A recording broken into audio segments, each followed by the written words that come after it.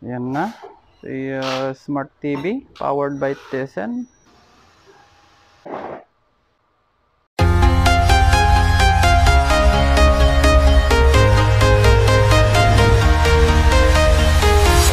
I'm walking alone, the streets are empty.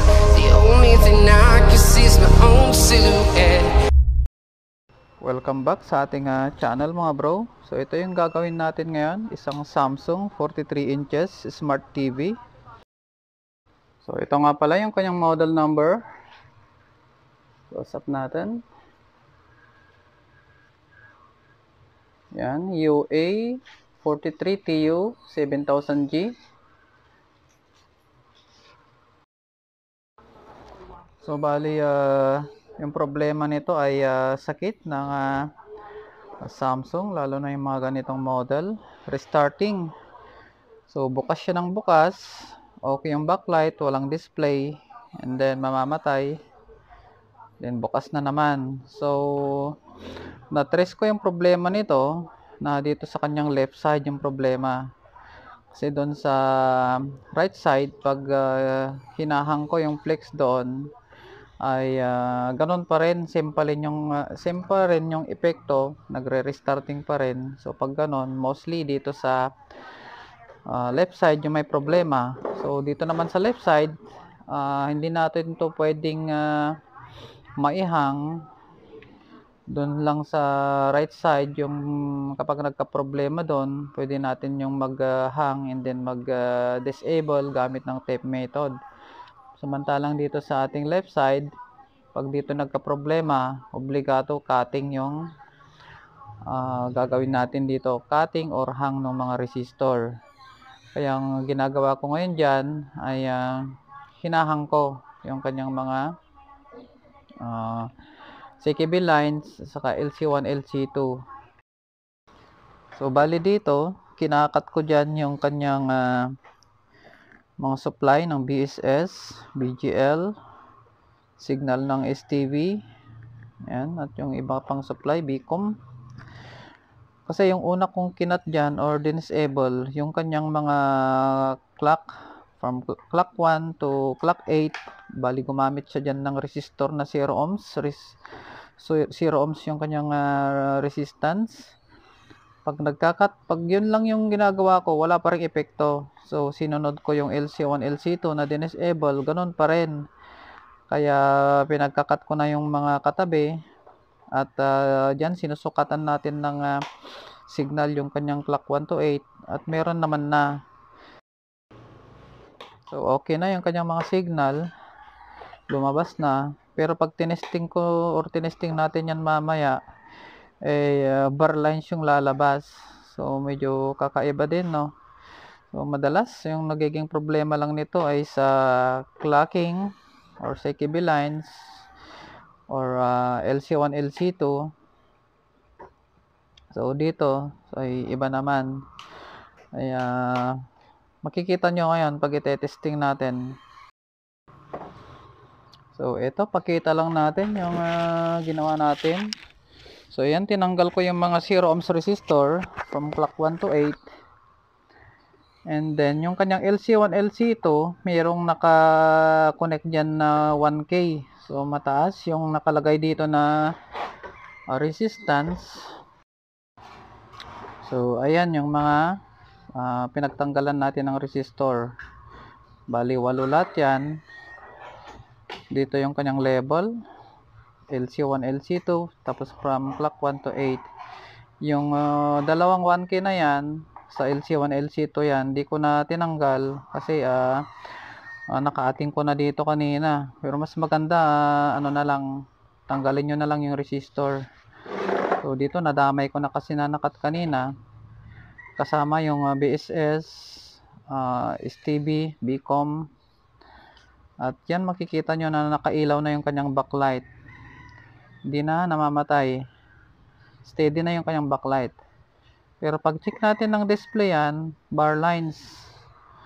Kaya yan yung susolusyonan natin. Samantalang dito sa kabila, hindi natin yan ginalaw. Okay, pakita lang natin yung display para makita nyo. yung outcome ng ginawa natin. So ayan na, bar lines. Meron siyang mga signal pero bar lines. Okay, yan yung sosolusyonan natin ngayon. Ito bali natapos na nating ibalik yung kanyang mga ginamparan na lang, hininang na lang kasi ano naman 0 ohms resistor yung nakalagay sa kanyang mga clocking. So from clock 1 to 8, so hininang na lang natin. Pero hinayaan natin na nakat yung LC1, LC2, BGL, BSS, STV, BCOM. Tapos dito sa kabila, hindi pa rin nagalaw yung mga ano dito, yung kanyang mga clocking at saka ibang supply.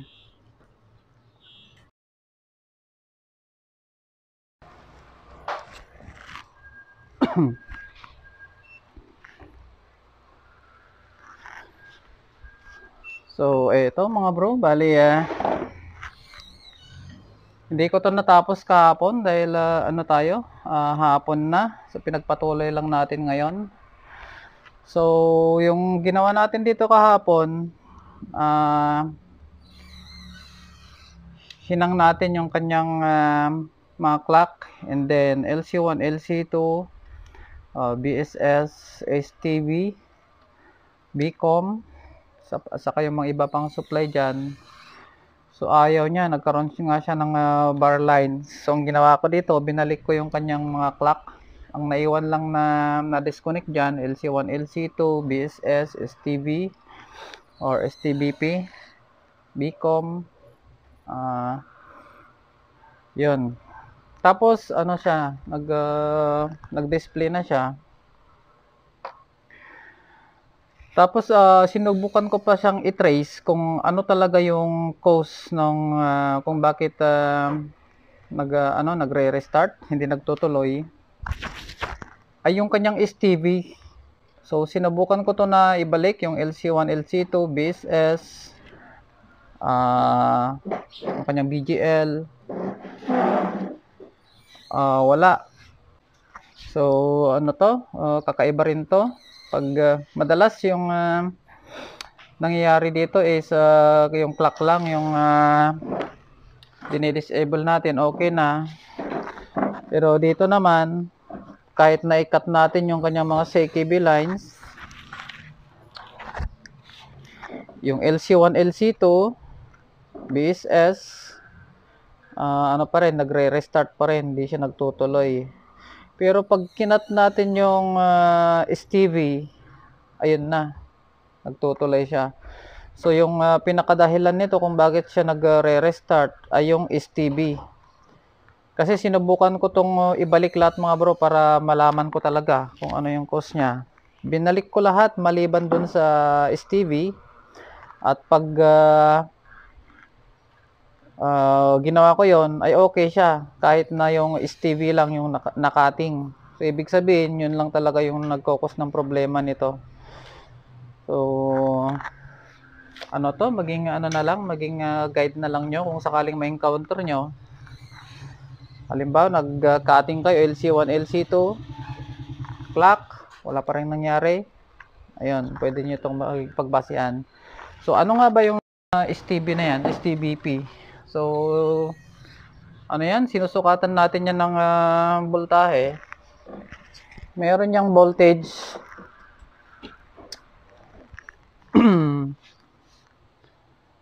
Okay, sukatan natin.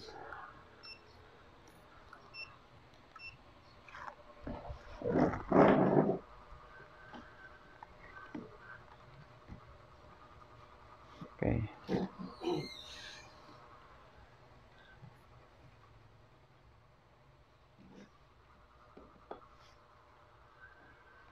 Bali, naka-on na yung TV.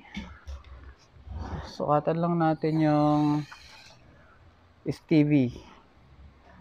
So, yung kanyang STV, meron naman siyang label dito.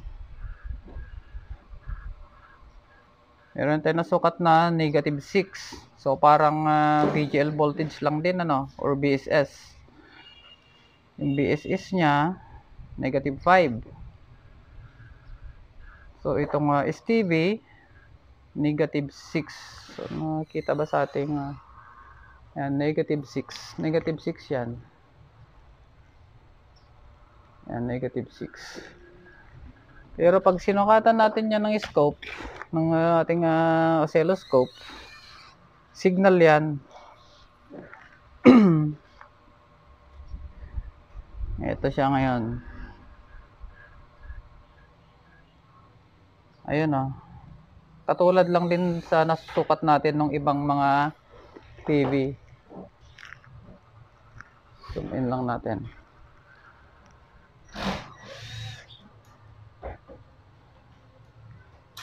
So, ayan yung nakuha natin na signal dyan. I-adjust natin para makita nyo.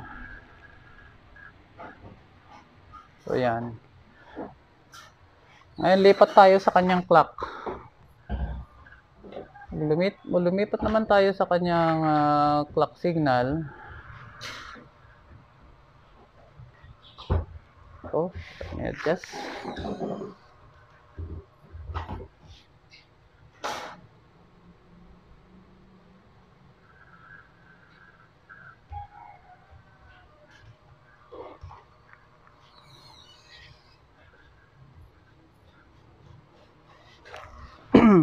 On pa rin. Okay, yung sinukatan natin nung una.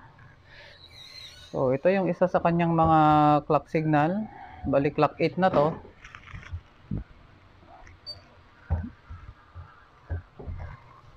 So, ganyan yung reading ng kanyang clock 8.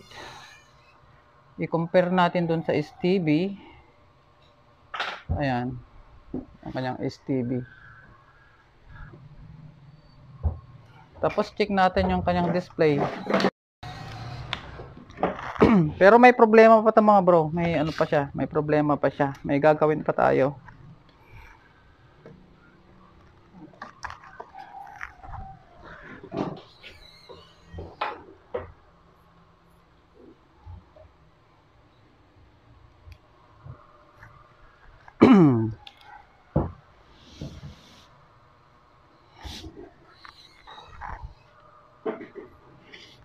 Ayan, meron na siyang display. Pero pansinin nyo yung kanyang display. Kumukurap. Ayan o. Diba? Sumasabay siya dun sa LC1, LC2 natin. So, ang gagawin na lang natin dito,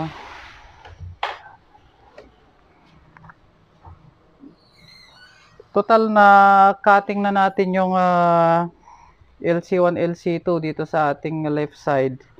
Ang natira na lang diyan na LC1, LC2 ay sa right natin. Kaya pag nagbago-bago yung kanyang voltage, may epekto sa picture.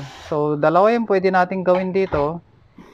Pwede nating gawing iisang voltahe na lang yung kanyang LC1, LC2. Dito tayo sa right. Kasi sa left natin, ano na yan eh, na-disable na yan. Na-disable, pakita natin. Ayan o. Na-disable na yung kanyang ito. So, meron siyang resistor. So, di na ako nagtanggal ng resistor. So, mas maganda sa resistor na lang kayo magtanggal para iwala ng cutting. Kaya ito, pinagkakat ko na to. LC1, LC2, BSS, STB, and then BGL. Kaya yung gagawin natin, try natin tanggalin yung LC1, LC2 sa kabila. Kasi yung panel na to, minsan gagana siya kahit wala siyang LC1, LC2 magkabilaan. So, pwede nyo gawin yon. Pwede nyo din gawin na iisang supply na lang yung LC1, LC2. So, supply na lang ng VGH. So, bali, ito yung kanyang right side.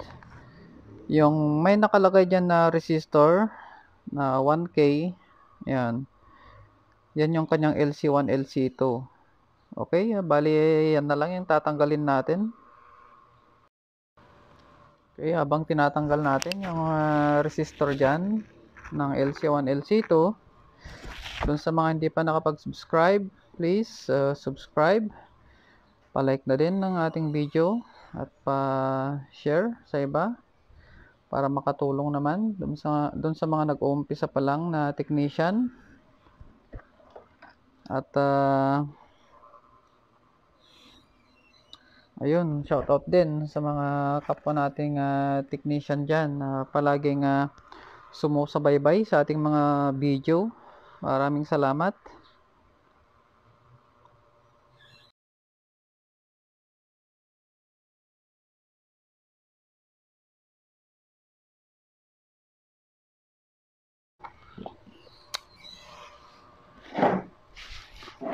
Tanggal natin yung kanyang LC1, LC2 dito. Ginamit na resistor ay 1K.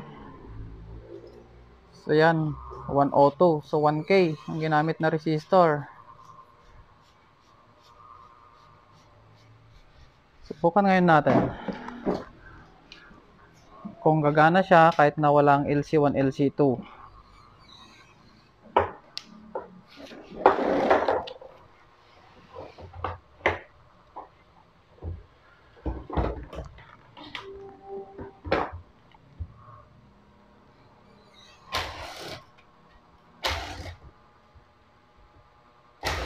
So ayan pansin nyo na nawala na yung kumukurap-kurap na white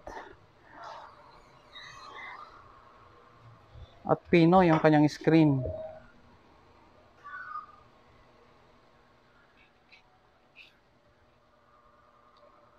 Lapit natin. So ayan so kahit nawala siyang LC1, LC2 magkabilaan, okay siya. Pero pwede din naman na gawin yung i-fix na lang, gawin nyo na lang VGH voltage yung kanyang LC1, LC2. So nahang natin yung LC1, LC2 sa ating right side at naayos yung kanyang kumukurap-kurap.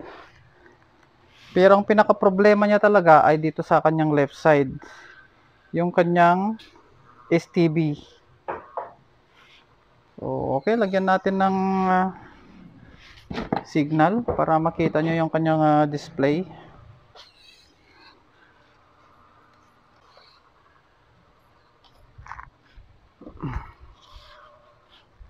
Oops.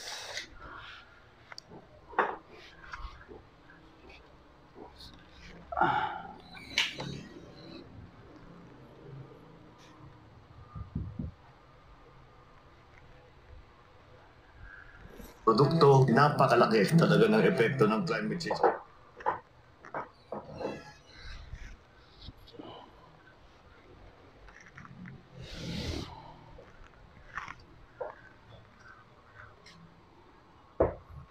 So ayan, makikita nyo na pino naman yung kanyang picture, normal, kahit wala siyang LC1, LC2 kabilaan.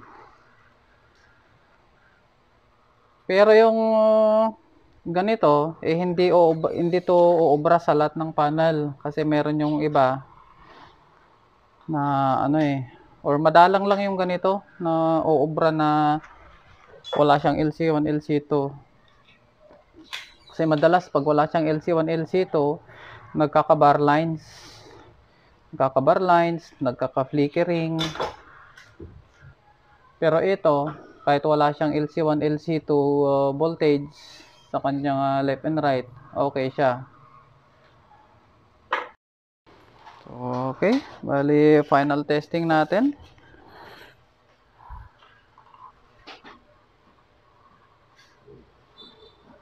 Yan na, si Smart TV powered by Tizen.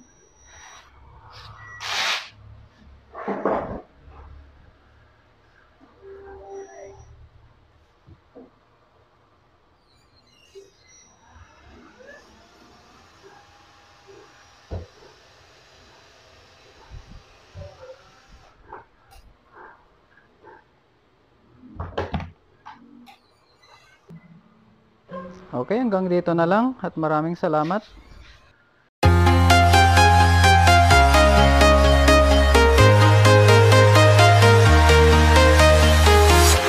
I'm walking alone in the streets.